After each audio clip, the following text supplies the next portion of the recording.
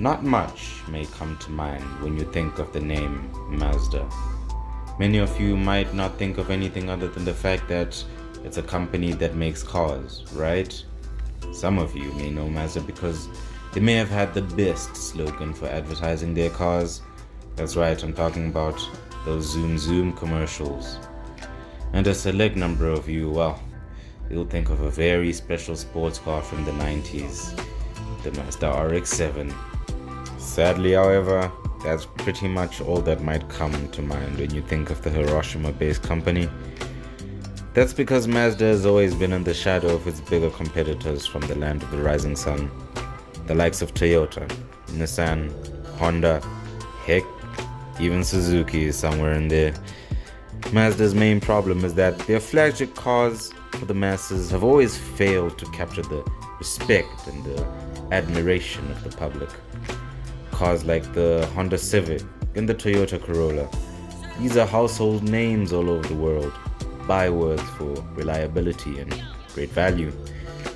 Mazda's challenges, the Mazda 3 and 6, are yet to cement their places in the minds of the motoring masses. You only need to look at the sales of the Mazda 3 in its largest market, the US. The sales for this entry-level sedan peaked at roughly 123,000 units in 2012, with sales only going down from there. The Toyota Corolla, on the other hand, has peaked at over 400,000 in 2006, with steady numbers between 200 and 300,000 since then. And all this despite the Corolla being one of the most boring-looking cars of the 2000s, perhaps even of all time.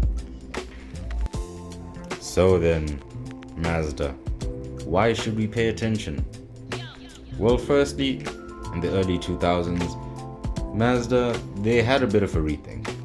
Somebody in the company had the gall to suggest that they streamline their naming practices, probably to make it easier for the Americans to keep up, of course. Instead of using police codes to name their cars, they started using ordinary singular numbers, you see.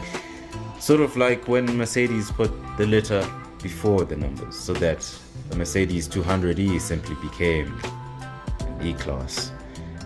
So then, the 323 became the Mazda 3, and the 66 became the Mazda 6. Simple, right? Even Bob can keep up with that. Now, I'd like to come out on the record as saying that from that point onwards, I believe Mazda was already making some of their best looking cars, even in comparison to their competitors.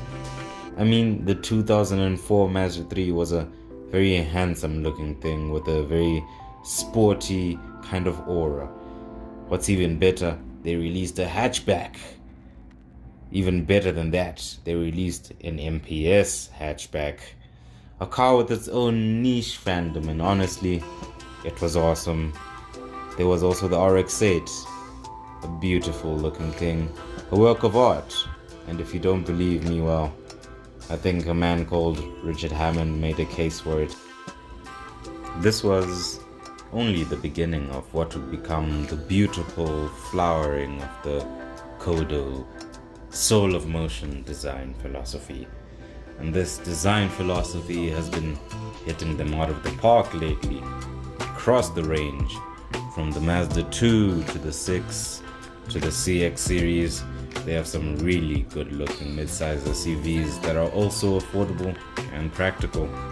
Just check out the CX-3, which is pretty cool. Well, cooler than the Nissan Juke. What is this thing? And of course, how could I forget the most important one, the MX-5, the Miata. Perhaps the last great little roadster in the world. There's no denying its head-turning stuff from the Japanese manufacturer. And also, shout out to Mazda for their interiors. I mean, just beautiful, not too much screen, minimalist yet evocative in a way, simply lovely. Then there's the Skyactiv technology engines.